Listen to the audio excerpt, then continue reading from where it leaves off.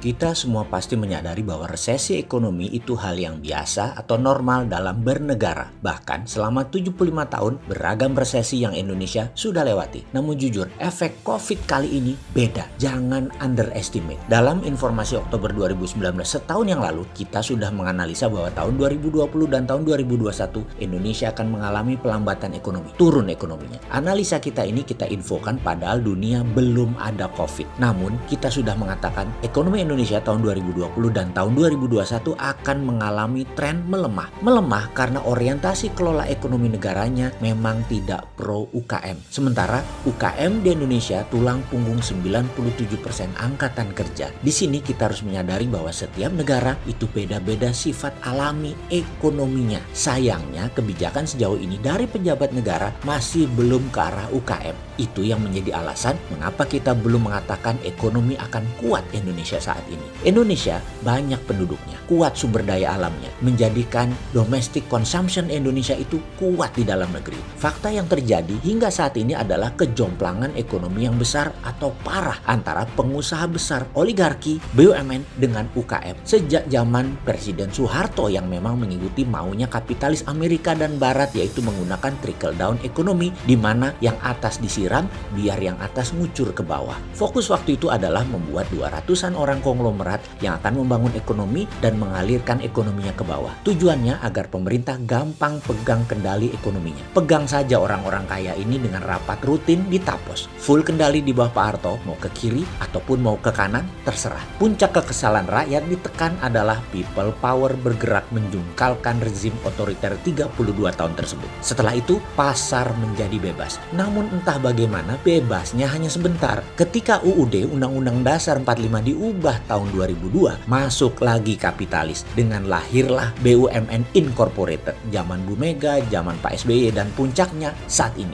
BUMN jadi agent of changes. BUMN jadi centralized penggerak ekonomi. BUMN mazhab ekonominya sosialis elitis. Apa itu salah? Tidak juga. Tapi ini meninggalkan UKM. Dan meninggalkan UKM itulah yang salah. Lalu apa yang terjadi? Konglomerasi yang sudah 45 tahunan berdiri sejak zaman Pak Harto merangsek masuk lagi, pegang kendali lagi. Mulai mepet ke siapapun pejabat negara. Mereka, oligarki ini, pegang pasar kanan kapitalis elitis. Di sisi seberang atas, sosialis elitis dipegang BUMN sejak 20 tahun ini. BUMN pegang pasar kiri. Sempurna sudah. Sekarang diberi kekuatan tambahan lagi dengan dua undang-undang yang maha dahsyat pengaruhnya untuk para BUMN elitis dan kapitalis elitis. Para oligarki dengan undang-undang Minerba. Kemarin yang kewenangan pusat menjadi sangat kuat. Juga Omnibus Law yang menguatkan kekuatan elitis. Wah, ini kekuatan impian banget bagi siapapun penguasa, pejabat, dan oligarki. Karena itu di hati kecil banyak yang bertanya, bener nih buat rakyat? Bener nih buat meningkatkan kesejahteraan rakyat? Karena itu saya dari kemarin ragu, sangat ragu bahwa semua ini bisa meningkatkan kesejahteraan rakyat. Mau bukti? Bagaimana kalau kita cek kuartal 3 pasti resesi tahun ini, pasti minus. Lalu kuartal 4 akhir tahun kita tebak-tebakan aja. Apa yang terjadi kalau minus juga? Atau kita tambahin sampai Q1 atau kuartal 1 tahun 2021 nanti. Saya tetap konsisten, masih di zona negatif pertumbuhannya di Q4 2020 dan untuk Q1 saya menebak negatif walaupun peluangnya 50-50. Jadi diberi kesempatan Omnibus Law bergerak ternyata masih negatif hasilnya. Lalu di mana salahnya? Ini yang kita bingung nasihatin atau ngasih saran karena sesungguhnya yang salah adalah cara baca peta dunianya. Apa peta yang dibaca saat ini dan bagaimana peta tersebut seharusnya kita coba jelaskan. Kita mulai dengan pertanyaan, apa bedanya great power dan super power? Oke, kita lengkapi pertanyaannya agar paham. Apa bedanya great power of China dengan negara superpower Amerika? Saat ini keduanya sedang berperang. China ingin menjadi negara superpower dengan great powernya. China men-challenge Amerika. Posisi itulah saat ini yang terjadi. Cina itu besar dalam transaksi perdagangan, memiliki reserve capital juga besar. Tapi ingat, Cina negara komunis otoriter, di mana kata kunci yang harus diperhatikan adalah kata propaganda. Kuat sekali propaganda mereka tersebut. Misalnya diusirnya 3 wartawan Wall Street Journal beberapa bulan lalu karena mengatakan 10 kali lebih besar fakta korban virus corona di Tiongkok adalah bentuk otoritarian propaganda mereka. Sekali lagi, Cina ini great power, beda sama superpower. Superpower itu terintegrasi, bukan hanya dagangnya yang besar, tapi hegemoninya, pengaruhnya juga besar. Militernya dengan 800 pangkalan di seluruh dunia. Bayangkan, negara di dunia ini nggak sampai 200. Pangkalan militer Amerika di luar Amerika ada 800 di seluruh dunia. Lalu, Amerika menguasai sistem moneter keuangan dunia dengan dolar yang menguasai 60% transaksi perdagangan dunia, 30% euro, lalu yen. Yuan Cina hanya 1,7% saja. Ingat ya, yuan hanya 1,7%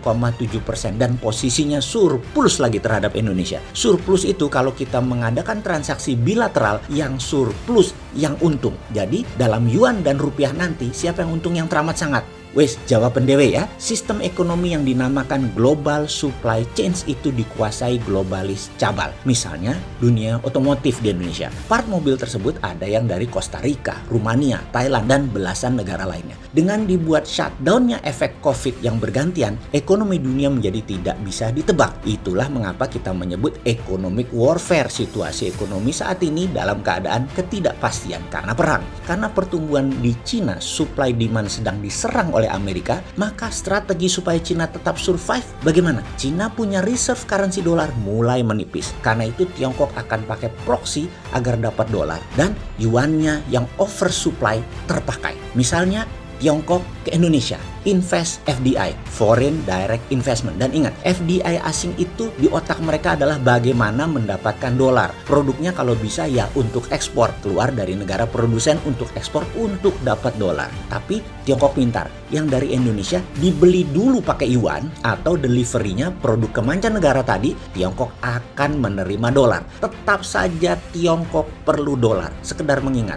kerja sama jual belinya pakai yuan, tapi produknya yang nanti dibeli Cina pakai yuan adalah barang yang Tiongkok akan jual lagi untuk menghasilkan dolar. Apakah Amerika diam saja? Ya enggak lah. Yang Amerika lakukan agar investasi direct Tiongkok tadi tidak menghasilkan dolar bagaimana? Negara yang menjadi konco dalam tanda petik temannya Tiongkok yang terima yuan dicoret statusnya dari negara berkembang menjadi negara maju. Jadi mulai ngerti mengapa Indonesia dikeluarkan dari negara berkembang jadi negara maju. Kalau negara berkembang ekspor ke Amerika, pajaknya murah. Katakan 5% pajak masuknya ke Amerika. Kalau negara maju, pajaknya 20%. Kita Indonesia yang jadi serba salah sekarang. Sok genit dengan Cina ternyata nggak dapat banyak manfaat. Buktinya sudah 6 tahun dipers-pers susunya seperti sapi, tapi nggak dikawin-kawin. Dengan Amerika, sok genit-genitan mau ajak balikan. Tapi sekarang Amerika lihat Indonesia nggak seksi lagi, barang bekas Tiongkok. Indonesia kayak mantan minta balikan karena pas diputusin kok nambah keren ya mantannya. Indonesia bingung jadinya, diharap dikawin Tiongkok ternyata dipers-pers doang. Kegeeran Indonesianya, merasa seksi, punya sumber daya alam bagus. Bener, sumber daya alamnya bagus.